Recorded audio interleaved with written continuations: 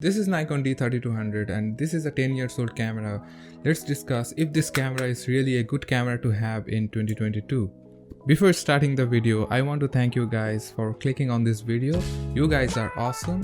Hi, this is Sliperson and in this channel I want to review tech, games, gaming consoles, camera gears, etc, etc. And if you guys are interested on those, consider subscribing and hit that bell notification icon so that you guys are being notified when I upload a new video. That being said, let's start the video. Nikon D3200 was first released on 19 April 2012. I have had this camera since 2014. Almost 8 years. This is an entry-level DSLR camera with solid ergonomics and build quality. This camera is entirely made out of plastic and is not weather sealed. That's a downside. In case you are using it in a studio setup like this, you are good to go. If you want to shoot it in a damp weather, this camera might not be a good camera to have.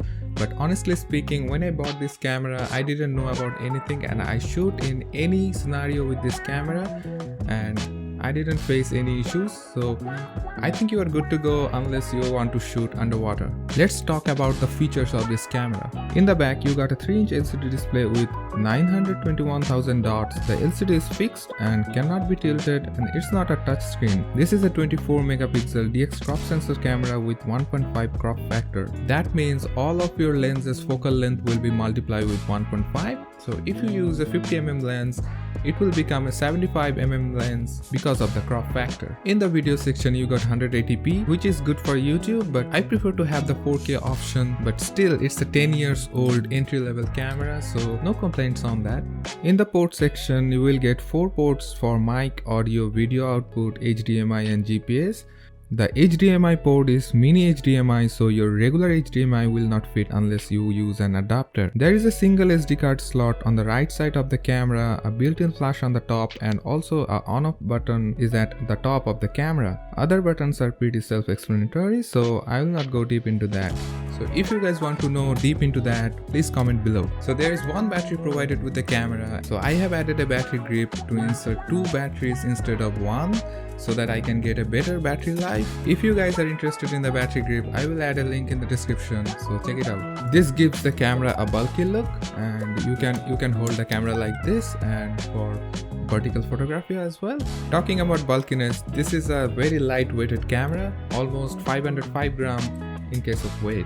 So with the camera you're going to have a 1855mm kit lens with f3.5 to 5.6. This is a very cheap lens. Honestly speaking, I didn't use this lens that much. Instead of using this, I prefer to use a Nikon 55mm prime lens to have a good quality of image and sharpness. At the end of the video, I'm going to share some images and videos, so stick to the video. So as a beginner, you can use this lens for learning purpose, but to get a good quality image, I might say you have to buy a good lens. So there are 11 focus points in the camera and 4 focus modes like auto servo, single servo, continuous servo and manual focus. I have mostly used single servo and manual focus and there is no focus peaking in this camera. There are 2 video recording settings, NTSC and PAL. You can shoot 180p at 30 fps and 720p at 60 fps. Another 24 fps option is available for both the resolution.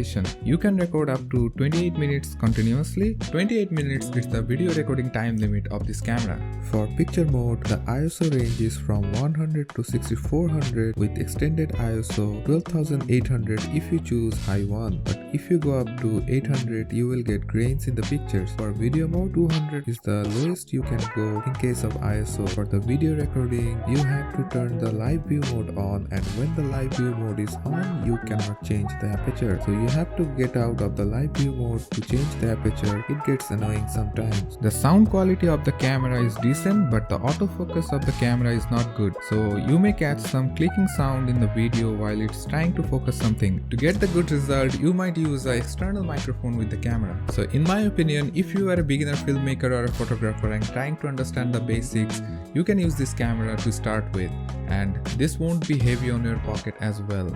If you just want a DSLR to take pictures and videos of your family and friends, this is still a decent camera to have after 10 years. But if you want to buy this camera for professional use, I might not recommend this camera. So that's it. What do you think about Nikon D3200? If you already have this camera, let me know your thoughts in the comment section. So if you like this video and want me to review more cameras like this, like, share and subscribe to this channel. And this is Lipos and signing off. See you in the next video. Bye bye.